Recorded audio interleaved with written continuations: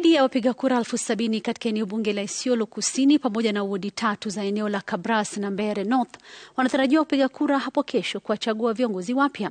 Tume ya uchaguzi nchini IEBC ikisema matayarisho yamekamilika katika eneo bunge hilo pamoja na maeneo wodi ya Kabras West Magharibi, Evuvore na Muminji huko Mbeere North.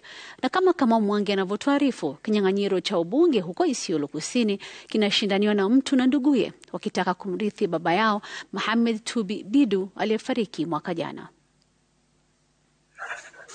Kila kitu kishwari kwa chaguzi ndogo 4 zinazotarajiwa kufanyika siku ya Alhamisi baada ya kukamilika kwa maandalizi ya IEBC. Wapiga kura zaidi ya 70,000 wanajiandaa kuwachagua viongozi wao katika maeneo 4 tofauti kwa chaguzi za kesho. Huko Isiolo Kusini, wakazi wataelekea debeni kumchagua mbunge wao. Kiti hicho kimewavutia ndugu na dadake Tubi Mohamed Tubi na Bina Tubi wanaotaka kumrithi baba yao Mohamed Tubi aliyefariki Novemba mwaka jana. Isiolo Kusini na wapiga kura 22,161. Huko Mbeere North wapiga kura 26,393 wanatarajiwa kufika debeni kumchagua mwakilishi wadi mpya wa wadi ya Evurore kwenye kinyang'anyiro kilichowavutia wagombea 10. Aidha, wapiga kura 9,894 wanatarajiwa kumiminika debeni kwenye wadi jirani ya Muminji walikojitosa uwanjani wagombea 7 kuwania kiti hicho.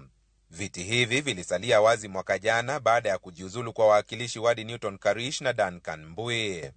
We expect polling to be seamless with no incidences because we have talked with the candidates and they have promised we be talking with them and they have promised the elections is going to be free with no malpractice.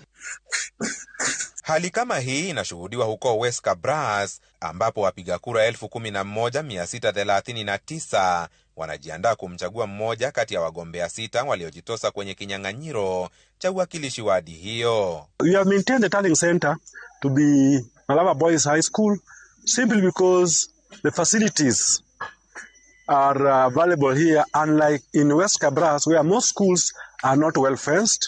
We don't have all the facilities.